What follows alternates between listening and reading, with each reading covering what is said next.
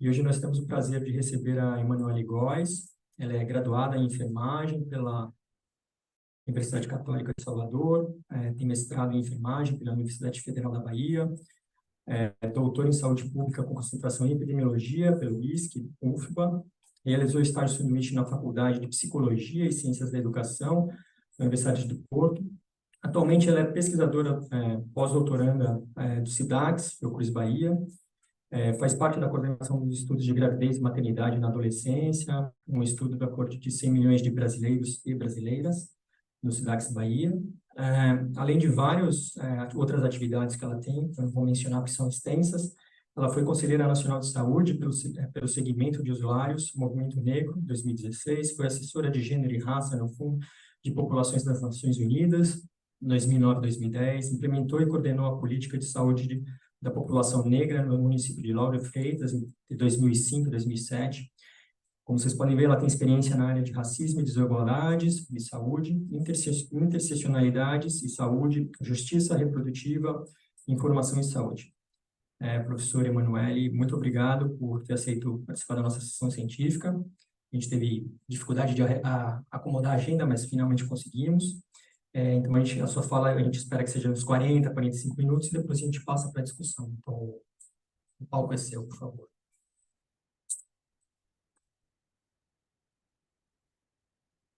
Eu pedi que você fique mais aqui na área do público. Tá, aqui, né?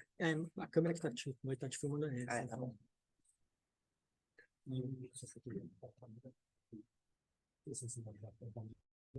Mas aqui passa? Passa. Pronto, porque eu vou estar aqui. Bom dia a todas, todos e todes. Inicialmente, agradecer o convite, né, de estar participando aqui desse diálogo.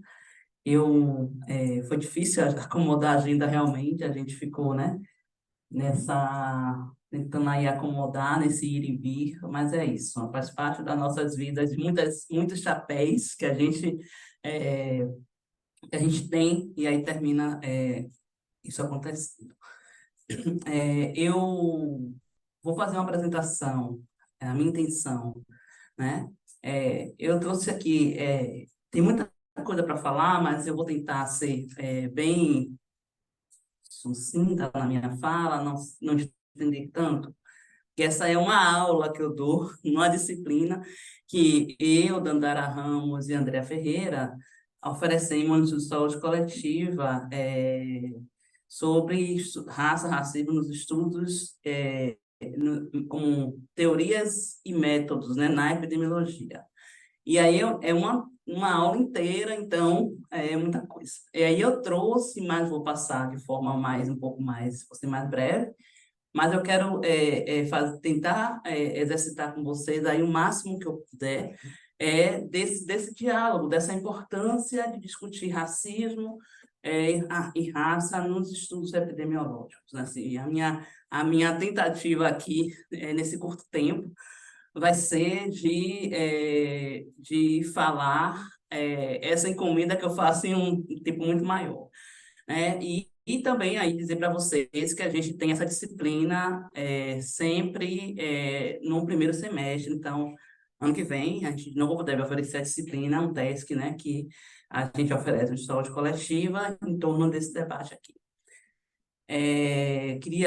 Era para ter feito antes de começar a falar, até agradecer, né, ao convite, né, a agradecer a casa, né, eu também faço parte da casa, mas em outro lugar, né, no SIDAX, de poder estar aqui com vocês nesse dia de hoje. Então, como vocês viram, meu currículo já tem muito tempo que eu falo da mesma coisa no sentido desse ativismo, das desigualdades raciais dentro da saúde. Dá até para, de repente, fazer uma conta e saber quantos anos eu tenho, né? Que é os tempos que eu tenho aí acumulando no ativismo, na gestão, na pesquisa, né? Dentro dessa pauta de desigualdades raciais, racismo em saúde, o que me dá um certo acúmulo para poder falar o que eu vou falar hoje, né? Passou. Ele está inativo? Ou eu preciso? Ah, tá. Pronto. Eu vou tentar... Ai, meu Deus, me movimento muito, não posso me movimentar aqui por causa da câmera, né? Eu sou uma pessoa que me movimento, que ando. Eu vou tentar falar para vocês, tentar fazer esse processo histórico de um ponto de vista, de uma perspectiva, para depois a gente possa chegar na epidemiologia, né? Então, o traçado da nossa discussão vai ser um pouco do processo histórico, de como a questão racial acontece a nível global e Brasil, né? Assim, bem superficialmente, falar um pouco do quesito cor, do ativismo do movimento negro, porque tem a ver com isso. A gente hoje está falando de racismo e de raça nos estudos epidemiológicos, na produção da ciência da saúde, tem a ver com o engajamento e com o ativismo do movimento negro diante da valorização e do entendimento da importância do quesito cor, começando pelo IBGE. E aí, depois eu vou falar mesmo no campo da saúde, né, a raça, o racismo como categoria analítica. Né? Então, pensando um pouco na discussão do racismo na sociedade, né, a gente vai partir de alguns pressupostos de que, num pensamento colonial, há uma ideia de divisão de humanidade, né, onde tem os humanos e os sub-humanos, e que esses humanos têm cor, têm raça, têm gênero, né? Têm território, e os sub-humanos também, essa outra, né? A outra parte, a parte que é vista como inferior, né?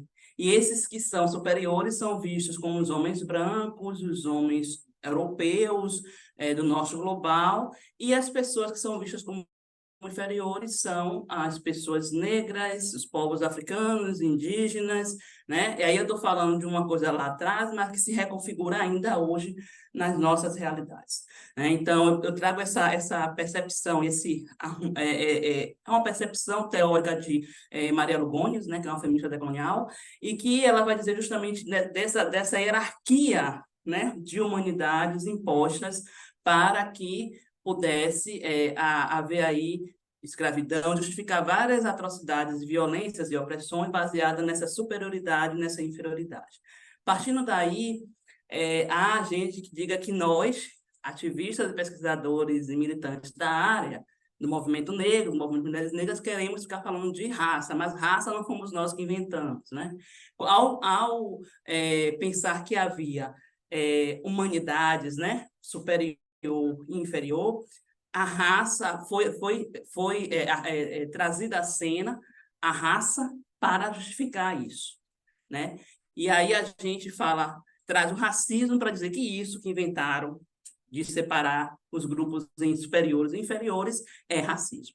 Né? Então, é um pouco desse sentido também para poder a gente pensar de como e por que a gente fala sobre isso e como isso se construiu na humanidade. Então, isso não é uma questão de agora, não é uma questão de um local, é uma questão global, né? Então, quem tiver interesse, eu gosto muito de indicar o livro de Carlos Moore, né? Racismo e Sociedade, que ele justamente vai trazer desde da história antiga, né? Como é que vai se performando e construindo as diversas formas do racismo nas sociedades. E aí, nessa hierarquia, a gente vai ter as mulheres brancas que não vão estar no mesmo lugar que os homens brancos, né? E aí, dentro dessa hierarquia de gênero e raça, já pensando em interseccionalidade, que depois pode ser um debate em um outro momento, que as mulheres brancas vão estar neste lugar da reprodução, da garantia da manutenção de uma raça. Então, dentro dessa hierarquia, elas estão no meio, né? Aquela que mantém esse topo, que são os homens brancos, né? Que são as pessoas, o cérebro pensante da humanidade, como, né, se pensa aí a divisão das humanidades a partir do racismo. E aí, no Brasil, isso vai, obviamente, isso vai se construir da mesma forma, né? E a gente vai ter um processo de colonização e escravidão das pessoas africanas vindas, traficadas para o Brasil e dos povos indígenas que, quando não exterminados, também eram grupos escravizados, né? Então, a gente vai ter essa configuração no país e quando vou dar um salto enorme quando finaliza, né, o fim da escravidão, com todos os processos que tem, a gente vai ter várias estratégias de branqueamento do país, né, que a gente chama de tese do embranquecimento, né? E aí vários pensadores à época utilizavam e pensavam em estratégias de branquear, desde trazer migrantes europeus, né, pensar que os estupros, né, dos homens brancos com as mulheres negras escravizadas e também ainda já não mais, mas em situação de pobreza, para que com o tempo, a sociedade brasileira fosse se tornando uma sociedade mais próxima do que se define a Europa, do que é ser branco, pensando que havia ali aptos e não aptos, e as pessoas, e como os negros e os indígenas são inferiores na leitura da hierarquia, havia um entendimento de que, em 2002, a população não branca, negros e indígenas, seríamos residual e a maioria da população brasileira seria de pessoas brancas, né? Então, nessa discussão da tese do embranquecimento que eu não terminei retirando, porque senão fica muito extenso o nosso debate aqui. E eu falo sobre isso para dizer por que surge, né, a informação da classificação racial no país. A essa época já tínhamos isso, né? A classificação, a raça-cor no IBGE não é coisa nova, assim, é muito antiga, né? E que tinha um propósito, que o propósito era observar a demografia racial do país, né? Em quantos são em negros, em quantos são em brancos, para fazer o controle populacional. Tinha essa estratégia de monitorar, acompanhar para isso. Então, o objetivo era esse, né? E aí a gente vai ter as classificações que depois vão se ajustando, vão entrando outras, né? A gente vai ter, por exemplo, pardo, era uma categoria residual, de indígenas e que se declaravam caboclos, mulatos, morenos, quer dizer, você tinha pardos eram todos os outros que não eram pretos e que não eram brancos, né? E aí você vai ter a inserção da informação da população migrantes japoneses, que é essa categoria amarela, inclusive é uma categoria com um nome altamente estereotipado, né? Amarelo, e que a gente já começando aí a falar um pouco do como a gente pensa isso nos estudos, e que a gente, em geral, usa, renomina, chamando de povos de origem asiática, população de origem asiática, grupos de origem asiática, porque o amarelo aí tem performa, né, estereótipo, como a gente, como atribuído aí a esse grupo. E aí também por meio, mais um grande salto, tá? É por meio do quesito cor e da informação da raça cor que a gente vai derrubar o tal mito que ainda permanece, mas não com uma sustentação tão consolidada, né? Havia o mito da democracia racial nesse país e que dizia que as pessoas negras e brancas não tinham as mesmas oportunidades, que as pessoas havia um paraíso racial, harmonia racial, e que não tinha conflito, e que não tinha problema, e que estávamos todas e todos bem satisfeitos nos nossos lugares, né? E quando vem o projeto Unesco, que vai realizar a pesquisa, né, um pouco anterior, Abdias Nascimento, como já tinha trazido aqui, né, já vai denunciar também, por meio do seu livro, né, Genocídio do Negro Brasileiro, as várias formas de genocídio, né, dizendo, olha, não há democracia, é um grande mito, né? E a pesquisas como o projeto Unesco, que também vai dar uma grande contribuição para derrubar o mito, né? Pesquisadoras e pesquisadores brancos, mas também negros e negras, que fizeram parte do projeto, a exemplo de Virginia Bicudo, que mostrou realidades em São Paulo, Salvador Recife, acho que Rio de Janeiro e Porto Alegre, mostrando ali que havia diferenças e desigualdades raciais, sobretudo na escolaridade e no mercado de trabalho. Quer dizer, foram as duas grandes áreas que houveram ali a pesquisa para que identificasse, porque havia uma ideia de que havia uma harmonia racial, então a Unesco falou, então vamos ver como é que isso funciona no Brasil, já que há essa harmonia, queremos esse exemplo para os países, e ao ver isso, não havia harmonia, não havia democracia racial, e tudo isso era um grande mito. Né? Esse projeto Unesco vai contribuir, né? Não é só o projeto que vai definir isso, vai contribuir com que pensadoras e pensadoras negras e negros já havia falado na mesma época, mas é claro que um país racista, essas pessoas foram visibilizadas e o projeto Unesco é que ganha esse lugar como se fosse divisor de águas. Mas é isso. Então, a gente vai ter o projeto Unesco que vai dizer para a gente que há um grande mito, né? Vai aí fincar essa discussão e que, pô, como é que o projeto consegue falar isso? De novo, há ali uma discussão a partir da classificação racial, olhando, né, pela distribuição das pessoas, considerando o que o IBGE classificava à época, e isso mostrou que havia diferenças, né, entre os grupos nesse lugar, nessas áreas que eu falei, que foi mais educação e mercado de trabalho. E aí, já, né, falando sobre como é que o histórico do quesito raça-cor acontece no Brasil, já falei, né, que foi bem antes, ali em 1872, há um gap, né, no período da ditadura e tal, né, e quando retorna em 91, você tem uma nova classificação com a população indígena que antes ficava ali, né, dentro de parda, cabocla, né, não ficava, não havia esse lugar dessa categoria indígena. A categoria indígena é uma categoria recente, não tem o mesmo tempo que tem as outras categorias. E ressignificar também o que significa ser pardo, né? Que também vai se reconfigurar como um grupo dentro da junção de população preta e parda, que significa população negra. Né? Então, tudo isso é muito recente. Né? Entrando indígena, repensando a categoria parda, é a partir da década de 90. Então, a gente tem 4 censos, né, contando com o de agora, com isso reorganizado. Né? E aí, lembrando, né, da informação que é uma informação autodeclarada.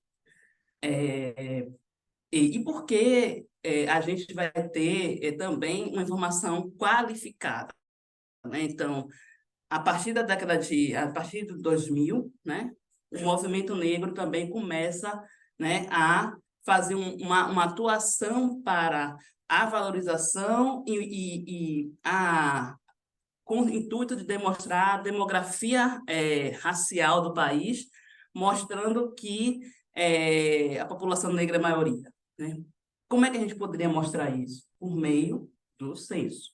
Né? Então, a partir daí, o movimento negro começa a atuar no sentido de chamar a população para se autodeclarar no censo, né? E aí com a campanha Não Deixe Sua Cor Passar em Branco, né? Com essa informação que fica, né?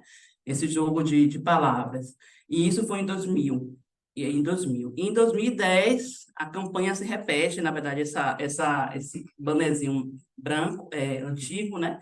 E depois se repete em 2010, de novo, né? Então, a gente tem, inclusive, uma das informações melhores preenchidas no IBGE é a raça-cor. Né? A gente tem aí um percentual de menos de 3 ou 4%, menos que isso, de não preenchimento. Né? Então, esse engajamento, essa atuação vai terminar impactando o sistema do IBGE, o censo, mas também os sistemas de informação em saúde. Né? Então, que pese que a primeira coisa que as pessoas, quando não querem trabalhar com raça nos seus estudos, é dizer que a raça não é bem preenchida. A primeira coisa que dizem. Nem olham, mas dizem logo que a raça não é bem preenchida.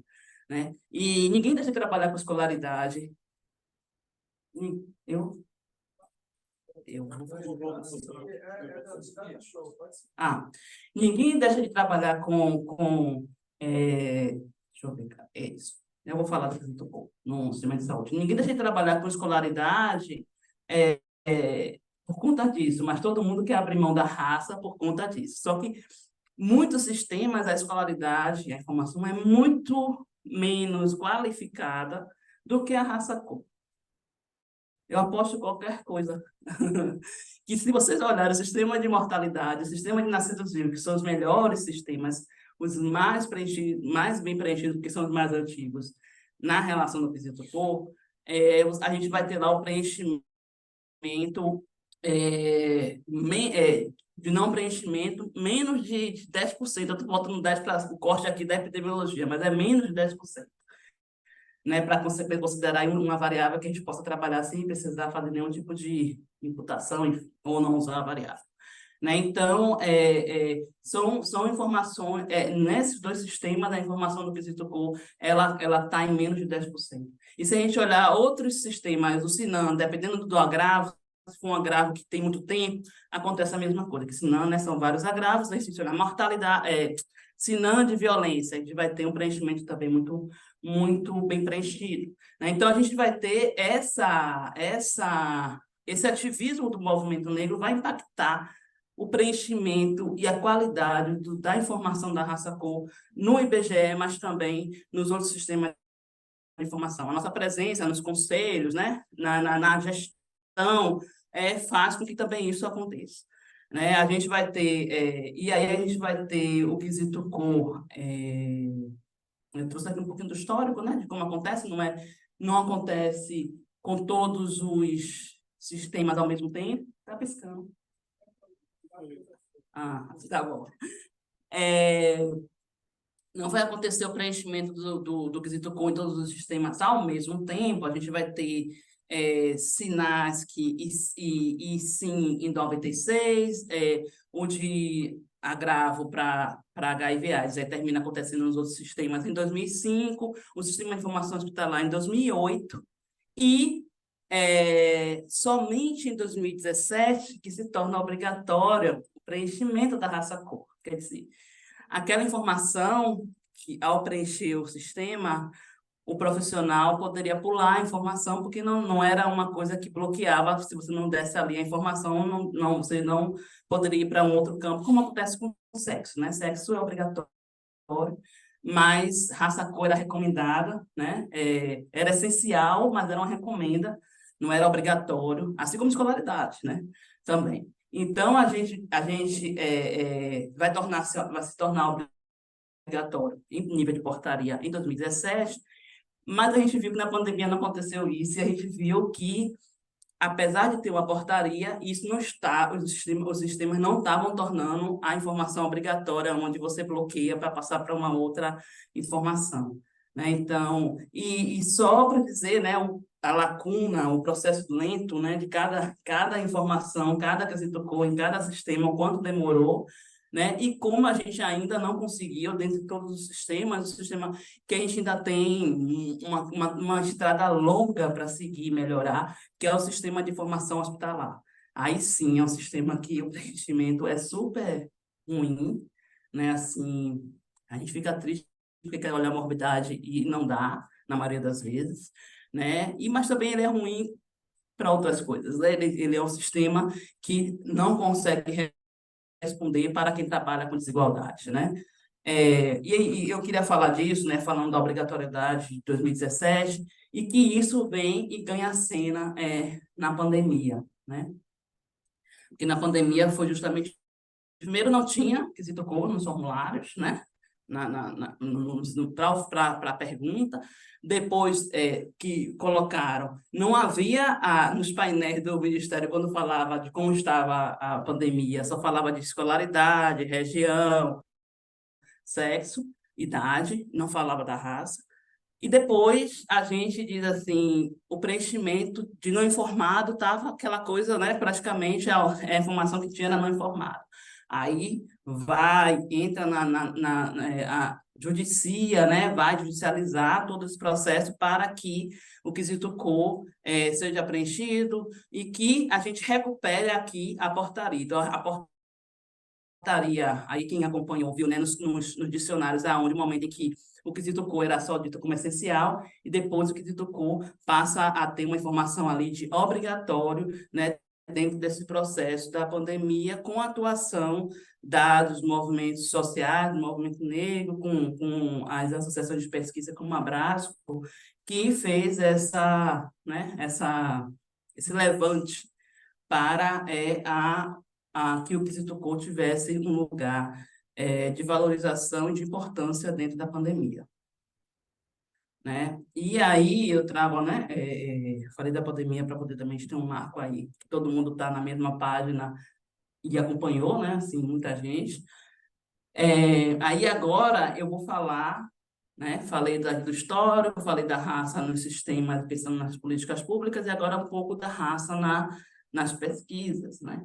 Lembrando do Comitê de Ética, né, e Pesquisa, que recomenda não, é obrigatório, nas suas pesquisas, né, dentro dos seus questionários, das suas entrevistas, em qualquer área, a pergunta da raça-cor, mas não só, né? Mas a pergunta da raça-cor é uma pergunta que faz parte aí da obrigatoriedade quando a gente faz um questionário, quando a gente faz uma pesquisa, né? Então, quando a gente vai ver muitas pesquisas, a maioria, todas elas do IBGE, por exemplo, ou de outros grandes centros, vai ter a raça-cor. Mas não quer dizer que as pessoas vão trabalhar com a raça-cor.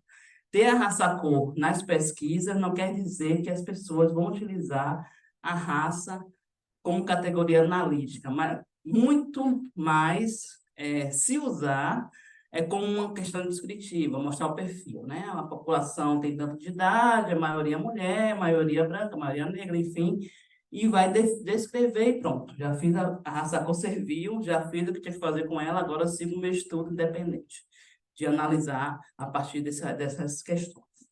Então, pensando um pouquinho nisso que eu vou tratar da raça com... Eu tô paradinha aqui. Peraí, deixa eu me movimentar um pouquinho.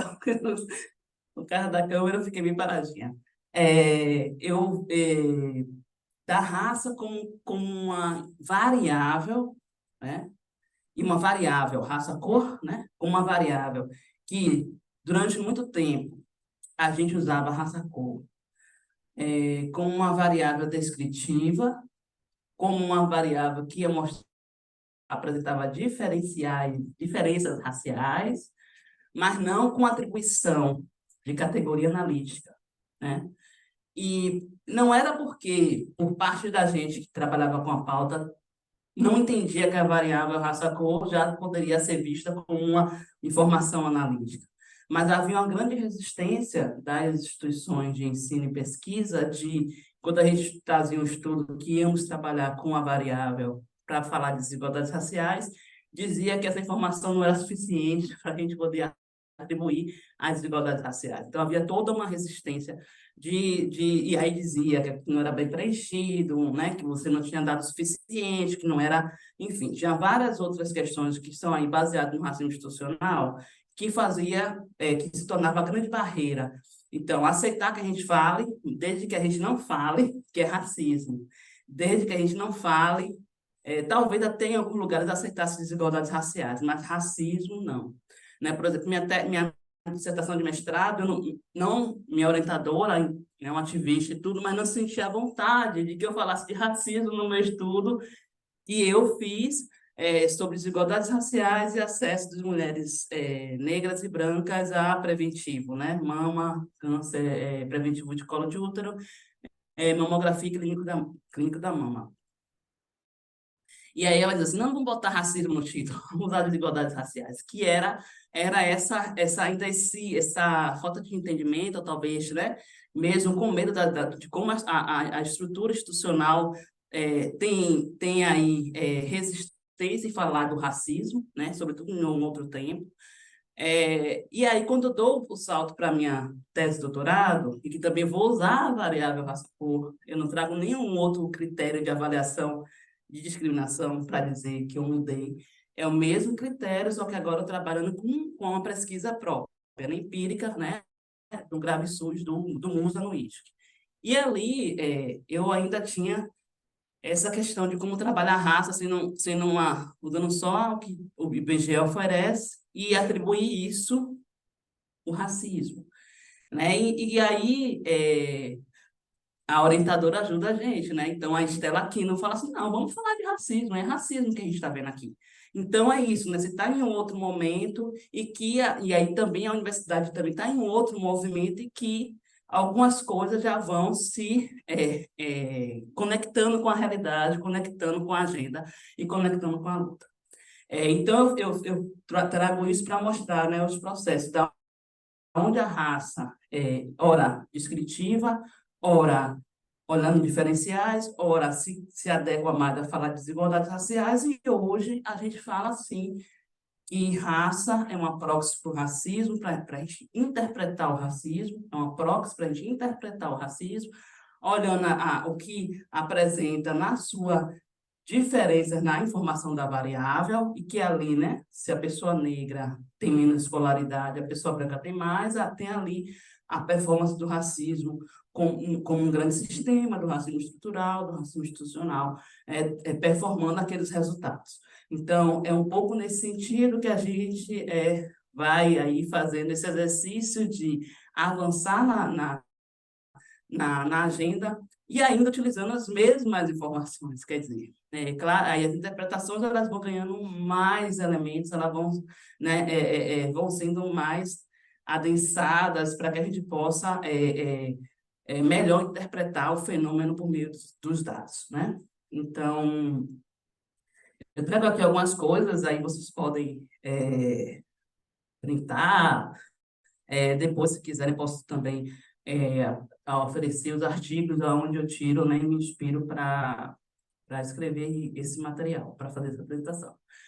E aí eu coloquei isso aqui, que acho que é um grande exercício para a gente, nessa caixinha lá, Salmão, desagregar por raça-cor, estratificar por raça-cor, descrever a população do estudo por raça-cor. É um estudo sobre racismo? Quer dizer, você encontrou diferenças, resolveu desagregar, encontrou diferenças, né, ali no seu estudo, mas você não fez nenhuma interpretação à luz do racismo. Então, mas disse que seu estudo é sobre racismo, né? Então, também tem isso, não é só a gente encontrar o resultado e dizer que é um estudo sobre racismo, a gente precisa explicar, precisa discutir, né, trazer processos históricos que constituem esse lugar do racismo na sociedade, né, por que aquele resultado ainda está naquele lugar, porque as pessoas ainda estão nessa grande hierarquia racial, né, é essa atribuição que vem do racismo nas suas diversas manifestações, porque é preciso um compromisso ético-político de quem diz que vai trabalhar com raça e racismo, né? De ter um caminho teórico e metodológico para construir o seu grande estudo. Quer dizer, muitas vezes a estatística congela a gente, Carlos aqui, eu fiquei até olhando para ele, muitas vezes a estatística congela a gente, mas congela a gente porque a gente quer usar critérios rígidos, sem pensar nos critérios da epidemiologia social, que te diz que, né, o que você realmente deve buscar naquele estudo. Então, na maioria das vezes, estudos como quem trabalha com racismo, quem trabalha com desigualdade de gênero, quem trabalha com interseccionalidade, quem trabalha com desigualdade, precisa de um arcabouço teórico muito sustentado para fazer o estudo. A metodologia ela é importante para responder ao que você está olhando, ao que você configurou teoricamente, ao que você tem como de dado. Mas a teoria é quem te dá o suporte ali para você confirmar ou refutar aquele resultado, né? Então, eu sempre gosto de falar sobre isso, porque eu sou uma hackerzinha dentro da epidemiologia, né? Eu fico ali só querendo provocar outras coisas para além do que a gente aprende dentro dos nossos cursos, né? Dentro dessa coisa muito caminho causal muito, né?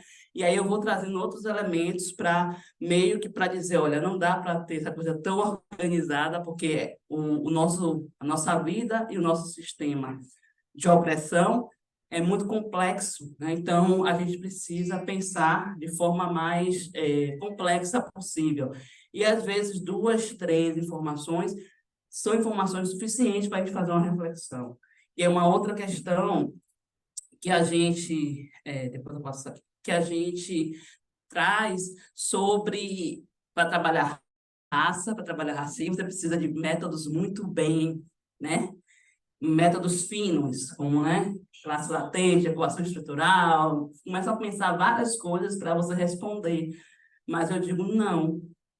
Você fazer uma estratificação por raça-cor e uma interpretação à luz do processo histórico da realidade, você está fazendo um estudo com a mesma importância e evidência como um estudo que usa outros métodos, né?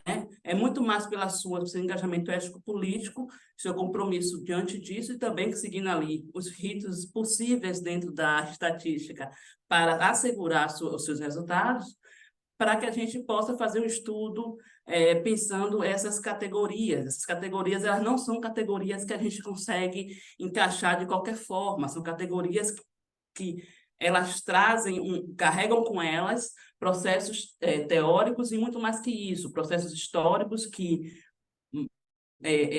as pessoas morrem em decorrência disso, em decorrência do racismo. Então, não são questões que a gente consegue fazer de forma simples, no sentido de não trazer uma atribuição histórica, uma atribuição conceitual e uma atribuição dos nossos cotidianos, né? E aí vou falar um pouquinho mais aí, vamos estender bastante sobre raça como categoria analítica. Tendo aqui a Nancy Krieger, né, que é uma pesquisadora da área da epidemiologia social, e que ela diz justamente isso, né? A análise das desigualdades raciais deve ser historicamente contextualizada. Ao encontrar um processo de desigualdade, a gente precisa considerar que história conta essa sociedade que eu estou vendo esse estudo. Qual é a história dela, né? Que me fez encontrar esse resultado. Que história conta, né? Então, é um pouco nesse sentido que ela vai tratar, né? E aí, algumas questões também que a gente vai reorganizando dentro dos nossos estudos, né? Quando a gente pensa raça-cor, a gente pensa que estamos chamando aqui uma atuação, uma pesquisa engajada, uma pesquisa situada, e que algumas coisas para a gente, elas não podem acontecer, né? Porque aí, de novo, a metodologia diz, tem que botar em duas categorias, sim, não, branco e não branco, né? Aí a gente vai lá, sem critério ético nenhum, e junta brancos e não brancos. Brancos e não brancos são todos os outros, quer dizer, indígenas, negros e de origem asiática sofrem as mesmas coisas para a gente juntar entre brancos e não brancos, né? Então, é uma questão, né? E ainda tem a desigualdade dentro dos grupos que já são desiguais, por exemplo, pretos e pardos. A gente vai ter, minha tese mostrou, um gradiente, as mulheres pardas, as mulheres pretas, as mulheres brancas em melhor situação, as pardas no meio e as pretas em pior situação nesse gradiente de desigualdade. Então, dentro do grupo de negras, nem sempre a gente vai poder juntar pretas e pardas. Não pode ser um critério anterior à observação do dado. Aí, nesse caso, eu sempre observo o dado. Se o dado me disser que tem um gradiente, eu separo pretas e pardas. Se o dado me disser que pretas e pardas estão sofrendo as mesmas coisas em todas as informações, eu junto a população negra. Então, tudo isso são critérios baseados em outras questões, né? Não é no N, não é no p-valor, né? São em outras questões que vai definir se eu vou assumir ou não a separação, né? E aí, tem que ser dicotômica, não pode, então não vou fazer o estudo, não vou juntar brancas e não brancas, vou fazer outra coisa. né? Porque eu não posso dizer que pessoas indígenas, pessoas negras, pessoas de origem asiática sofrem as mesmas coisas, né? E aí a gente tem falado muito sobre isso no na nossa disciplina, né? Junto com Dandara Ramos e Andréa Ferreira, de como esse exercício da gente de encontrar formas metodológicas que respondam à nossa necessidade para estudos como esses, né? Então, as pessoas falam aí, brancos e não brancos, então brancos e outros. Quem traz arcabouço teórico vai saber o que significa outros para a população negra, né? Aí Cida Bento vai dizer para a gente, Sueli Carneiro vai dizer para a gente, Grada Quilomba vai dizer para a gente, esse outros, né? Quem é esse outro que não faz parte do universo, né? Faz parte da margem. Então, também o outro é uma questão para a gente que não cabe, né? Mesmo que sejamos só a população negra nesses outros, o outro, a palavra outro, ela tem um significado, ela tem ela não tem significância, mas ela tem um significado do ponto de vista não só teórico, do ponto de vista da vida da gente mesmo, né? Os outros, né? Quem são os outros? Então, isso também é uma questão que a gente termina abrindo mão, porque não nos cabe. Né, isso tudo vai desconsiderando aí e visibilizando as experiências dos grupos raciais. Se a gente quer falar de desigualdade racial, a gente tem que deixar todas as raças aparecerem, para que a gente possa refletir sobre o resultado sobre cada uma e por que com cada uma aconteceu, né, teve esse resultado. E minorias étnicas, né? E no Brasil, o povo às vezes fala assim, os grupos, os minoritários, né? As minorias étnicas. Quem é a minoria étnica, gente? São os brancos, porque as pessoas negras é a maioria, os povos indígenas se tornaram minorizados pelo genocídio, mas não é um povo de origem minoritária nesse país. Né? Então, como é que a gente interpreta? E aí, e a gente tinha observado, e isso não é uma questão, que significa minoria a nível de global, né? Minoria a nível global, só porque naquele território você é menos e aí você se torna grupo minoritário dentro da discussão. Então, isso tem sido um debate a nível global, né, dos povos africanos na Europa, que são vistos como, né, como minoria e tal. E aí muitos artigos, muitas revistas, têm indicado em falar grupos minorizados, quer dizer, se tornaram, né, são minorizados por decorrência de diversas questões. Já melhoras. Eu não gosto do negócio do uso desse adjetivo, né, de minoritário, mas acho que minorizado já dá uma sensação melhor.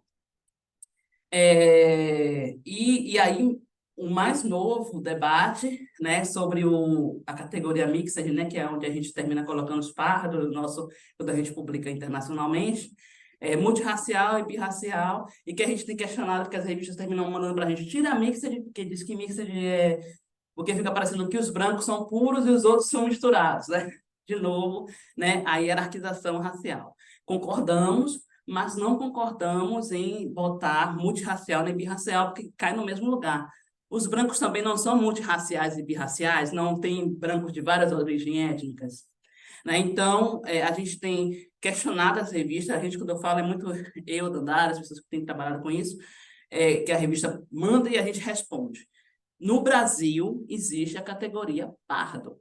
Então, a gente recomenda e solicita que fique a categoria pardo entre guia, né? Em itálico, como uma palavra em português, mas que não tem como a gente dizer que multirracial, que é birracial, é pardo. Brown, sim, a gente usava brown, mas brown, eles dizem que é para os povos indígenas, para os indianos. E se a gente coloca brown a nível internacional, eles pensam que estamos falando desse grupo racial. Então, o que a gente faz é bota brown e entre aspas, pardo. Aí alguns aceitam, outros não. Aí, quando às vezes questiona por conta disso. Mas esse é o debate atual sobre a retirada do mixer de quase todos os artigos. Quando volta, quem usa, as revistas têm recomendado a retirada por conta disso aqui que vocês estão vendo do debate atual. Quanto tempo eu tenho? Só para poder saber se eu corro ou se eu 5, eu corro. Eu corro muito.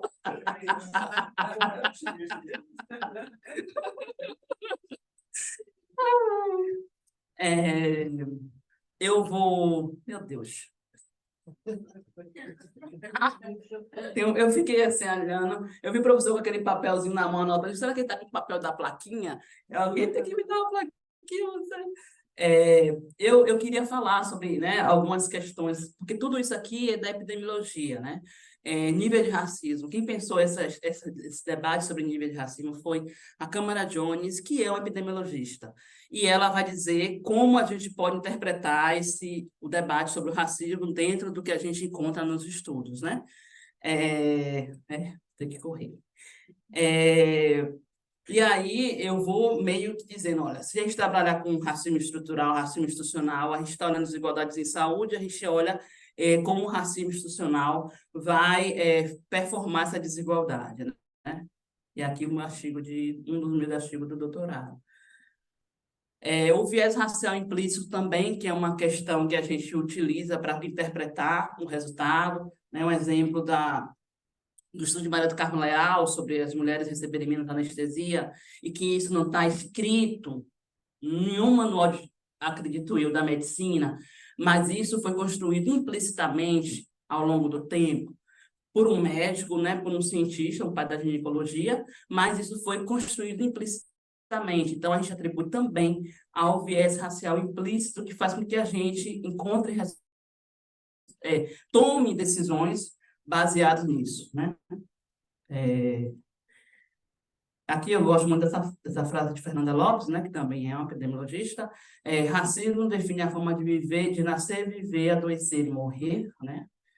E aí, como a discussão racial vai começando a se configurar dentro da discussão do determinante social da saúde, quer dizer, aqui não aparece não, né?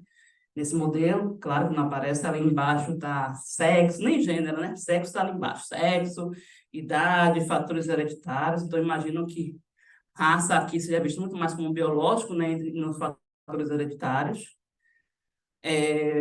Racismo como determinante nesse modelo já ecossocial da Nancy Krieger, né, que ela já vai colocar o racismo, não a raça, né, como isso vai se dialogando com classe, dialogando com desigualdade de gênero, né, dentro desse grande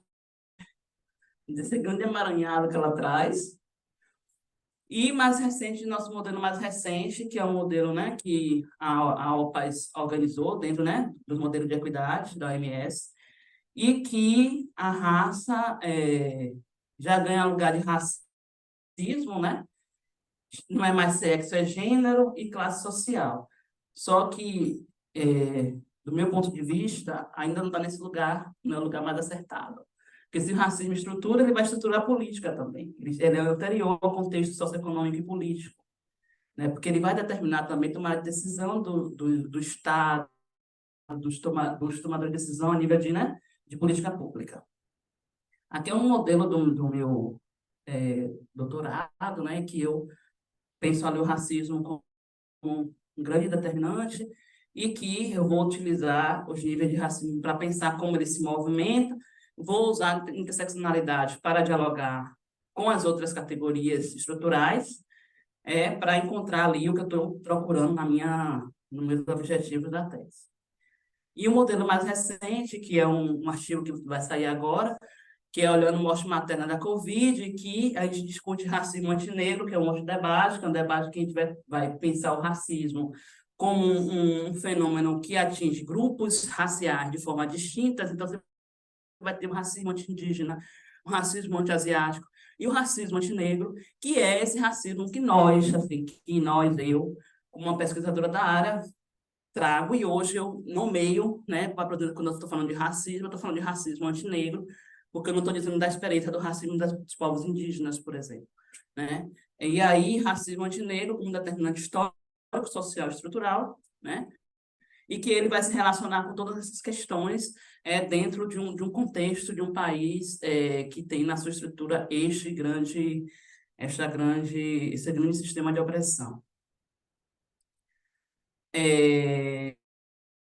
Aqui, eu falando disso tudo, né, falando sobre esses debates na pandemia, e a pandemia também trouxe um elemento muito importante a nível global dos estudos da saúde global e das desigualdades. A gente vai ver, a partir daí, o reconhecimento, né, dos levantes de vidas negras importam, as denúncias, né, de que as pessoas negras estavam morrendo é, é, vezes mais, né, que a população branca no Brasil, nos Estados Unidos, em outros lugares do mundo, em contexto da pandemia, fez com que as revistas internacionais de saúde se reposicionassem diante do debate da raça e do racismo na saúde global. Então, durante a pandemia e até hoje, sempre tem um editorial, sempre tem um posicionamento, sempre tem uma discussão chamando a atenção de que racismo é uma questão de saúde pública.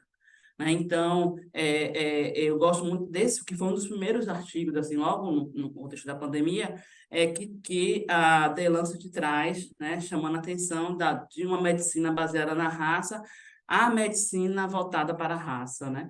Então, sair da categoria biológica, né, que a medicina ainda tem isso muito preso, para uma categoria social, uma categoria histórica, né, para o debate do racismo, né, e mostrando o quanto a gente atribuir à questão biológica, a gente termina levando as pessoas a adoecer e morrer, né, a exemplo das mulheres negras que recebem menos anestesia, isso é uma atribuição biológica, né, a explicação ela está baseada no fake news da biologia, né?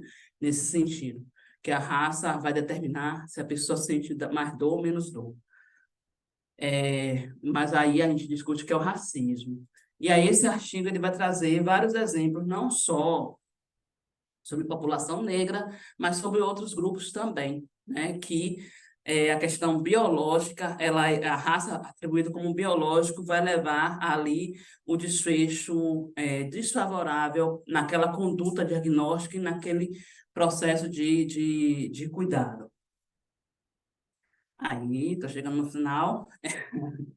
Eu queria ter falado mais, poder ter aprofundado, mas eu acho que deu para a gente, né? Dá para a gente fazer um bom debate. E aí, só para poder a gente, né, pensar por que estamos falando sobre isso, né? Estamos pensando no que quando trabalhamos com raça, quando trabalhamos com racismo. Pensando no Brasil, se a gente quiser pensar só no Brasil, dá, mas a gente pode pensar a nível global também, né? Que esse debate de humanidades, né? É um debate a nível global, né? E que a gente deve considerar uma sociedade marcada pela hierarquia de raça e suas intersecções.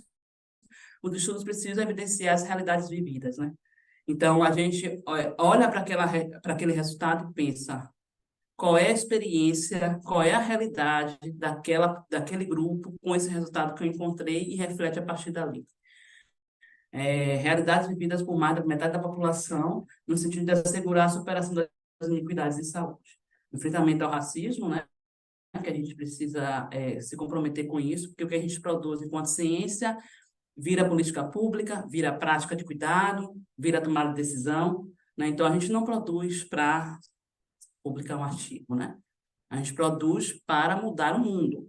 E a gente produz para que a sociedade reflita a partir daquela evidência, para que o gestor reflita e que a profissional também reflita a sua tomada de decisão diante daquela pessoa, né?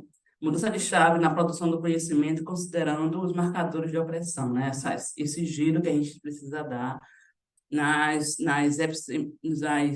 epistemologias da medicina, que ainda estão focadas na raça biológica, e pensar na medicina, aí eu estou falando medicina de propósito, porque a medicina ainda ocupa um lugar da hierarquia das profissões, né?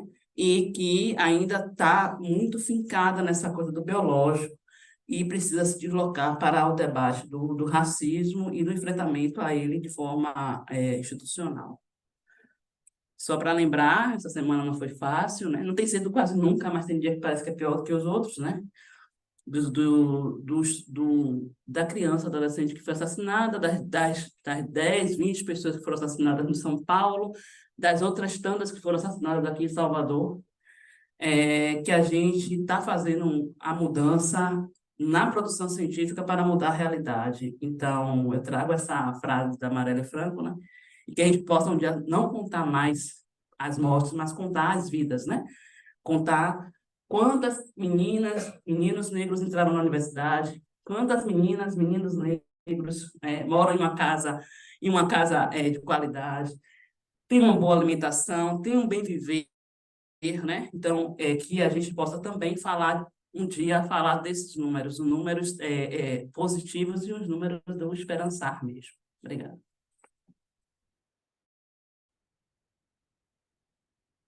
Eu vou ficar aqui, porque eu tenho que ficar com... Eu vou ficar aqui presa.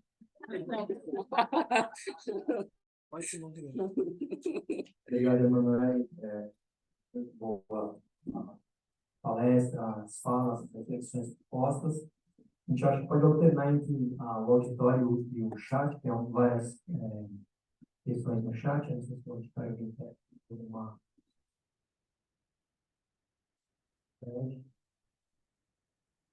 Manuel, parabéns.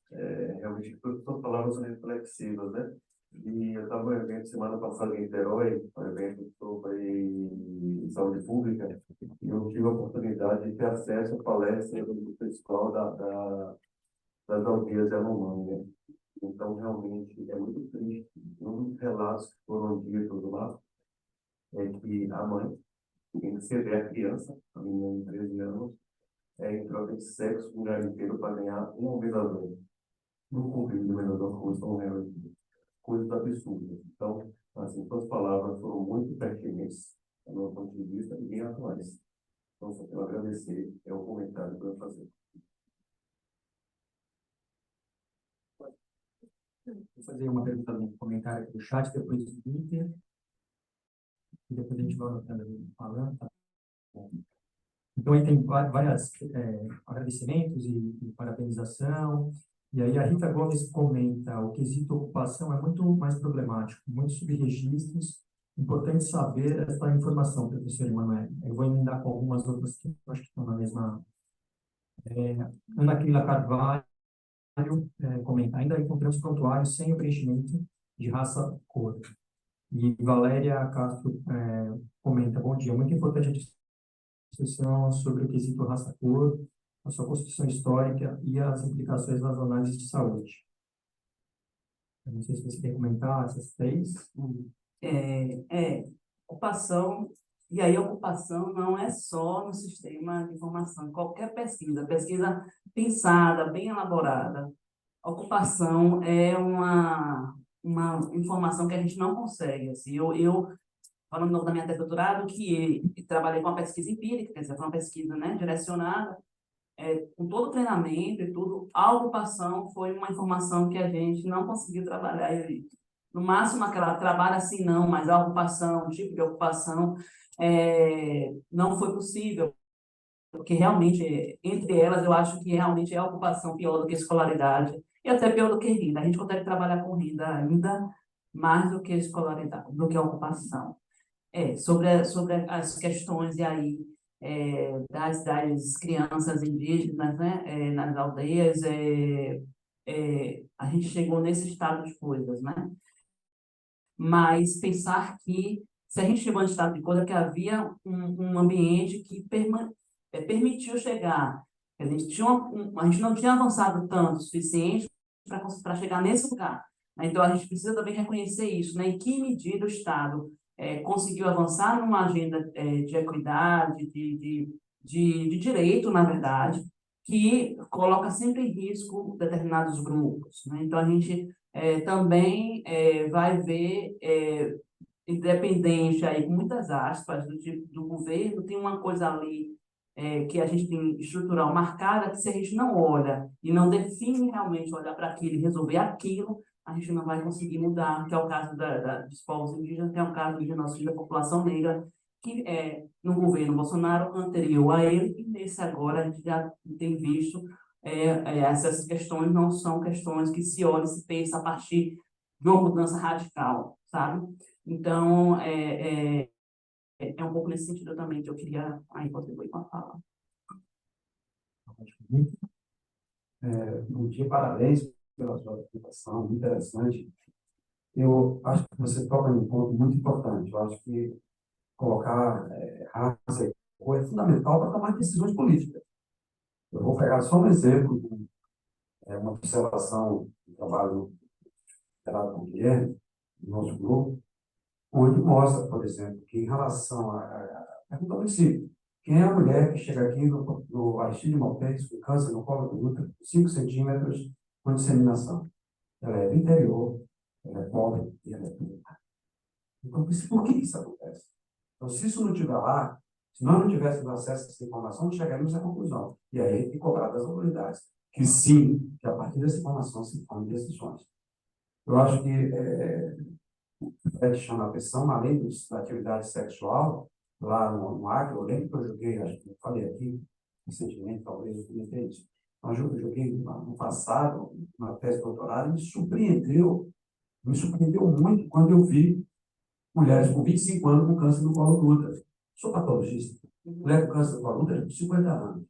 Então, quando nós fomos verificar por que essas pessoas estavam tendo jovens, a maioria eram índias, eram pessoas pretas, e que tiveram atividade sexual antes da primeira menstruação. E foi por conta de exploração sexual, por conta de garimpeiro, enfim, essas coisas todas. Então, eu acho que é fundamental. Você toca num ponto que é crucial, tem que ser cobrado, que é para se tomar decisões políticas da posteridade. Parabéns. Isso foi interessante que a gente agora no SIDAX, o artigo que eu estou liderando, né? Vai ser publicado agora, por muito tempo, faz parte. Da coorte de 100 milhões, então quem conhece sabe que a coorte de 100 milhões é a coorte que tem já um corte de status socioeconômico, né? Então, a população mais pobre, então a gente ali, aí todo mundo parte do pressuposto que não vai haver diferenças raciais, porque já é a população mais pobre, então são as mulheres negras, são as mulheres indígenas que vão apresentar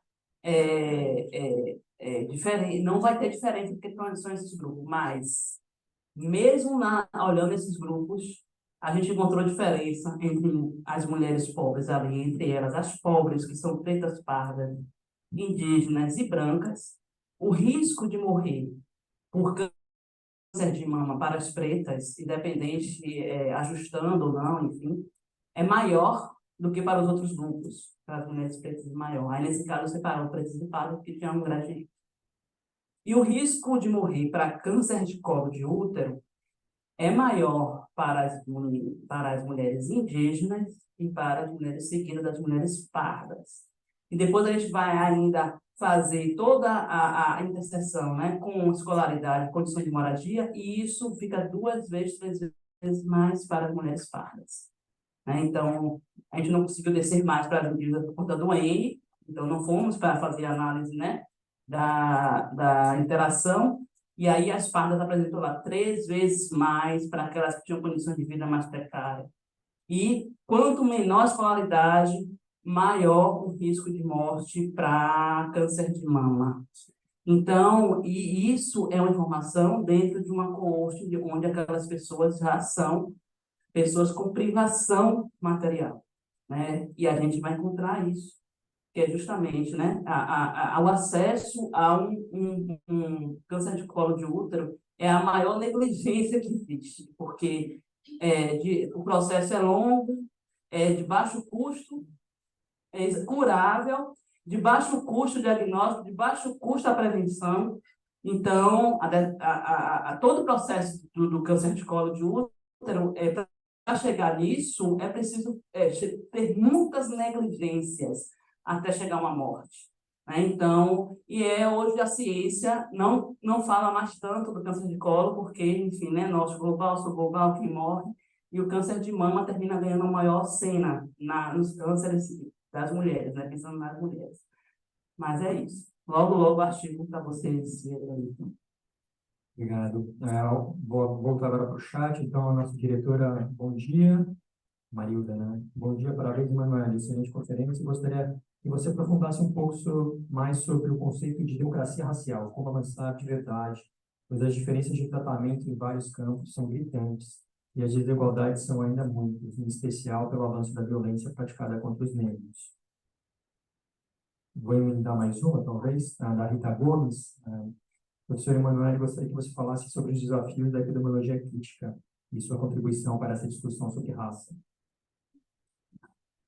A epidemiologia crítica deveria ser mais utilizada, né? Pela epidemiologia, pelos estudos, quem é da área, quem estuda na área da epidemiologia, quer dizer, quem tem interesse em fazer o debate sobre as opressões como questões estruturais para se pensar nos usos epidemiológicos. A epidemiologia crítica ajuda muito a gente a refletir isso, até porque a epidemiologia crítica vai beber muito da fonte das teorias raciais, das teorias de gênero, para se construir, pensando nesses marcadores como fundamentais para pensar a epidemiologia social, né?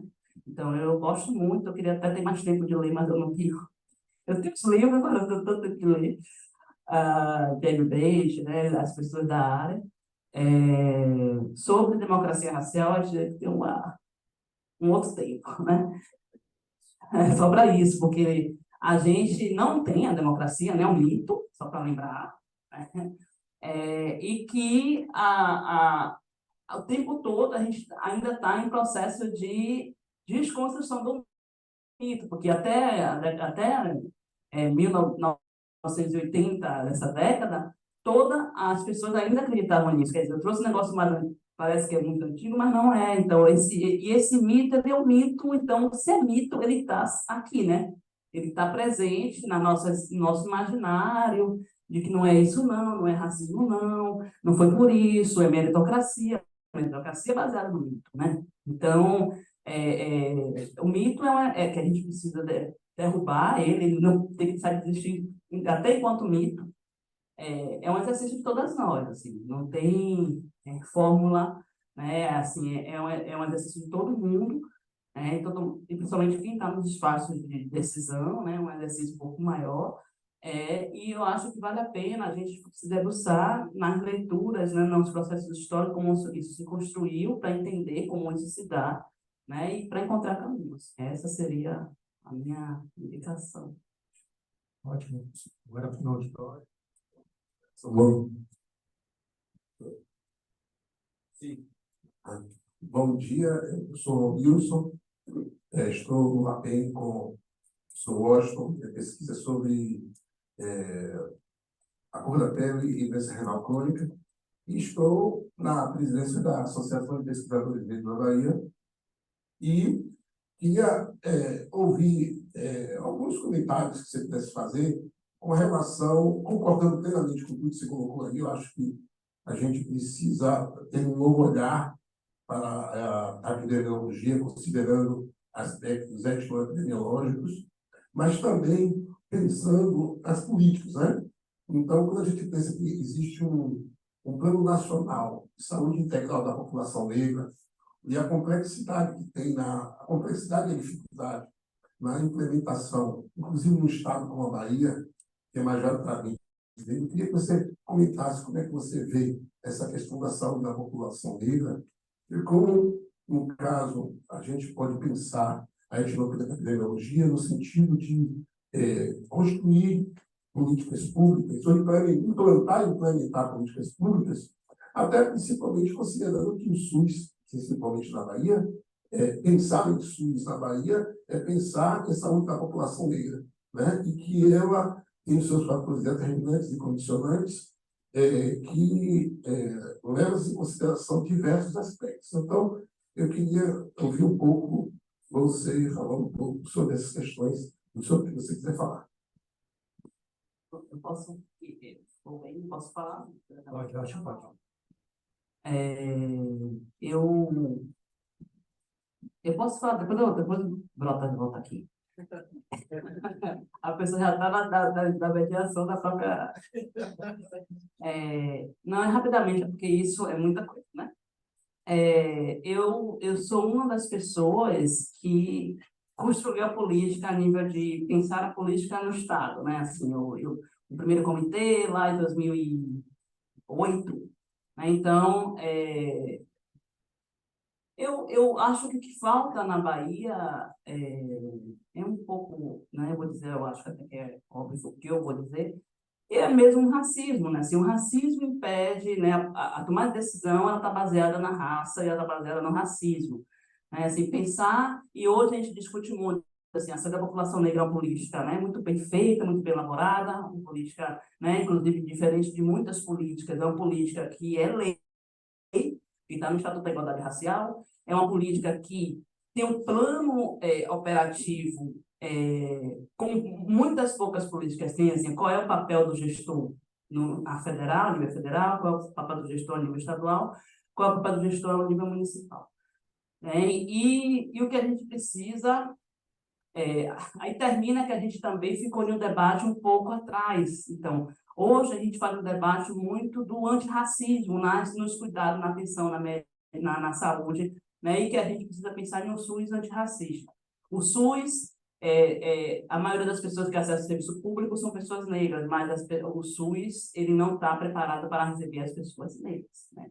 Ele tem equidade como princípio, mas a sua prática ela é baseada no racismo, ela é baseada na opressão, ela é baseada na discriminação, porque o ensino, né, o nosso aprendizado como profissional da área de saúde, nós como sociedade temos esse pressuposto ainda, né, que nos forma enquanto sociedade no Brasil, e o racismo forma a gente, né? Então a gente está em um processo de deformação, né, ou de desconstrução. Todas nós somos influenciadas e formadas pelo racismo, né? Então, isso precisa ser desconstruído.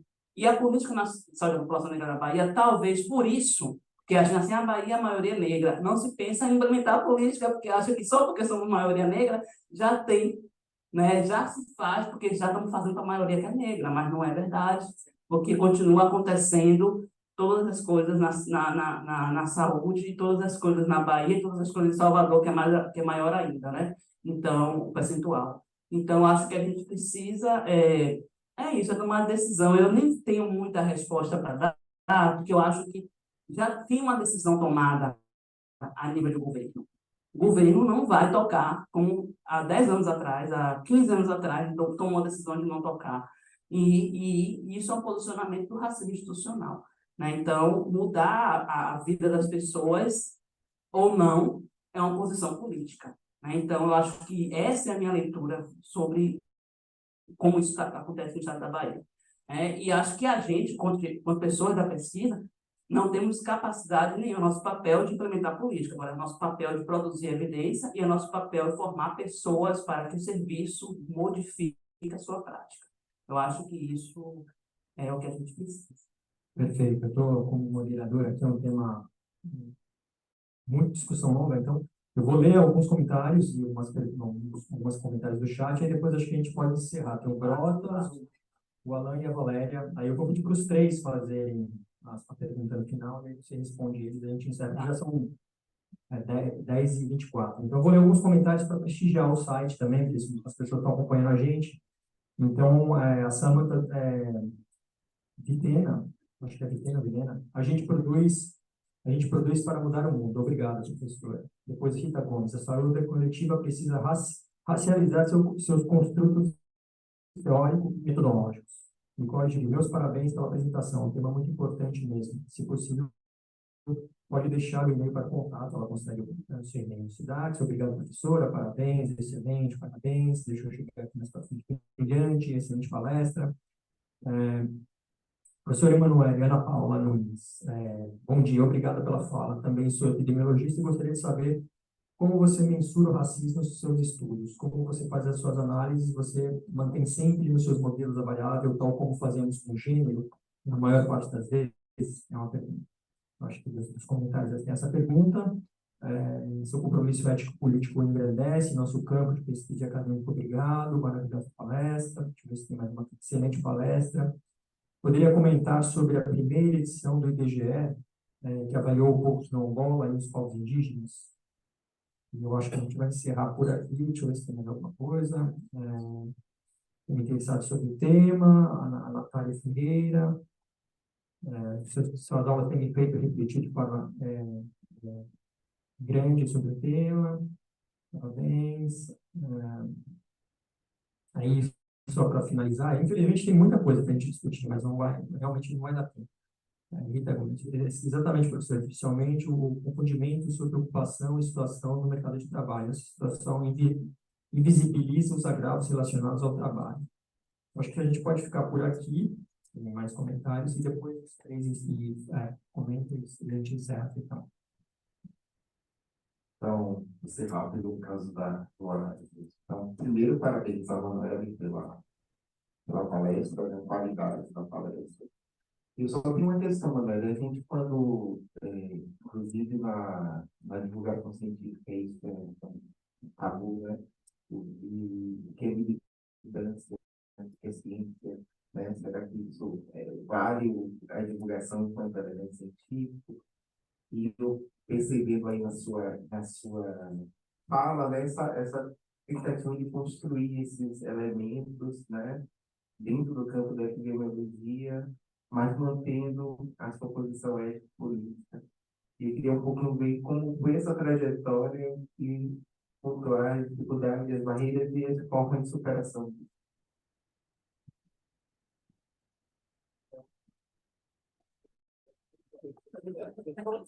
É só uma perguntinha.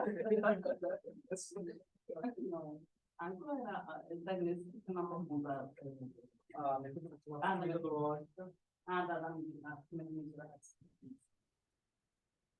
Na verdade, não mensuro o racismo, né? Como eu falei aqui, eu, em geral, trabalho com a informação da variável raça-cor, assim como o gênero também não é mensurado, é sexo. A variável raça-cor, ela me ajuda a interpretar o racismo, interpretar que aquilo aconteceu em decorrência do racismo. Né? Assim, mensurar racismo, aí sim, inclusive tem pesquisas que mensuram, né? Que fazem estudo sobre discriminação racial, que vai mensurar a percepção do racismo, tem pesquisa sobre isso. Mas o que eu faço é interpretar o resultado que eu encontro, anunciando que a raça que eu estou olhando, que é variável, para mim ela é uma categoria analítica. Assim como eu olho para sexo, eu anuncio que não é sexo, que é gênero, é uma categoria analítica. E ali eu interpreto que aqueles resultados é atribuído, né, ao racismo institucional, dependendo do que eu estou olhando e como eu estou olhando, que tipo de manifestação do racismo eu estou querendo ali pensar mais, né? Então, é isso. Eu não faço estudo de mensurar, porque tem um estudo que mensura. Eu faço estudos olhando a variável raça-cor e fazendo uma atribuição, uma interpretação do racismo. Então, são coisas diferentes.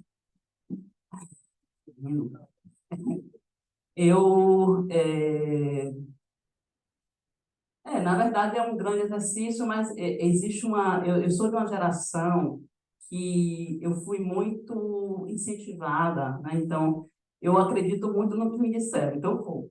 Então, eu fui muito incentivada a ter esse posicionamento de uma pesquisa engajada, do que chamam, né? Mas eu também tenho consciência de que o que se faz nas instituições, nessas grandes casas, com os pensadores todos também são ativistas, militantes da sua pauta, né? Karl Marx era um manifesto dele, era uma carta e virou uma grande referência teórica nos estudos nas ciências sociais, né? Então, eu passo desse pressuposto. O que eu estou fazendo não é novidade, algo que outras pessoas já vinham fazendo. Agora, eu anuncio o que eu estou fazendo. Eu estou fazendo isso de forma consciente e acho que isso não invalida o meu lugar de pesquisadora, não invalida o meu lugar de ativista, não invalida, né? Esses lugares, eles não são, tira uma coisa e bota outra. Eu sou as duas coisas em todos os lugares que eu estou. Né? Assim como quando eu estou no movimento social conversando, as pessoas querem que eu fale alguma coisa, eu digo, não, só fala de vocês, porque eu, em relação a isso, eu sou epidemiologista e eu sei do limite de utilizar uma variável raça quando ela não é bem preenchida. Agora, o movimento negro pode usar. Eu, como epidemiologista, não vou fazer isso. Eu tenho um discurso sobre isso. Mas o movimento negro pode. Então, este é o meu lugar, meu papel, e que eu me sinto super confortável nele. Não tenho conflito, não tenho nenhum problema, porque eu fui ensinada a ocupar esse lugar deste lugar, a ocupar os espaços, né? Então, mas dava para ser uma outra palestra. Eu tentei reduzir aqui para poder... eu tive muito ir e vir na vida, então dava para fazer uma palestra sobre isso.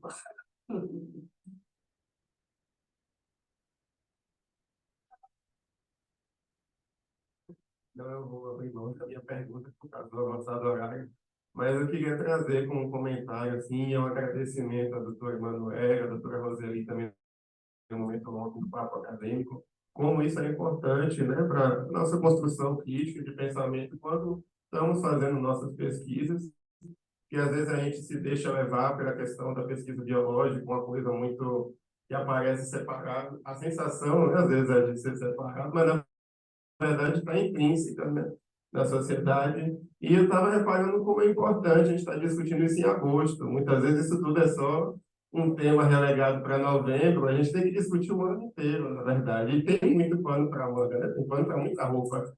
Então, eu acho que nesse sentido, eu quero parabenizar não só as doutoras que apresentaram, mas toda a organização da Fiocruz que proporcionou esses dois momentos e pedir por mais, né? Então, tem muito assunto para a gente poder seguir discutindo isso o ano todo. É só esse meu comentário. Então, só a última, vou ser breve também, parabenizar a Emanuela, é um prazer tê-la aqui, depois de tantas dificuldades de agenda, e justamente naquela semana com a Roseli também, né, e já estamos conversando juntos sobre esse tema de equidade.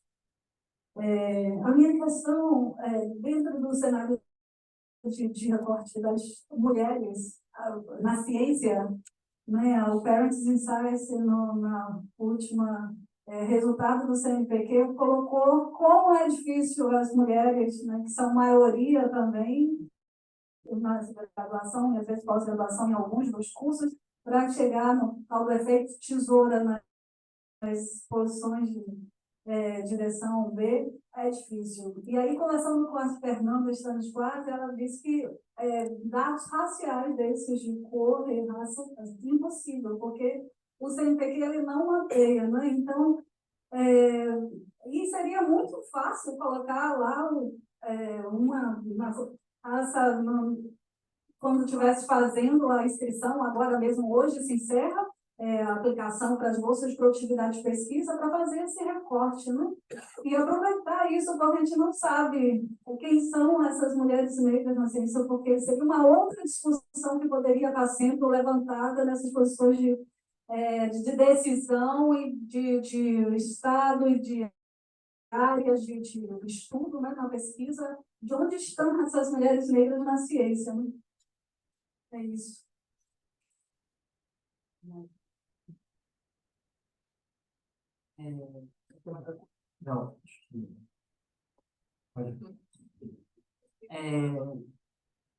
Professora Maria.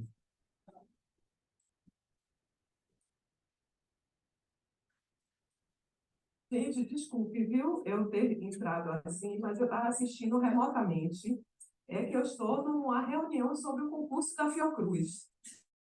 E começou exatamente 9 horas. Então, eu fiquei muito dividida.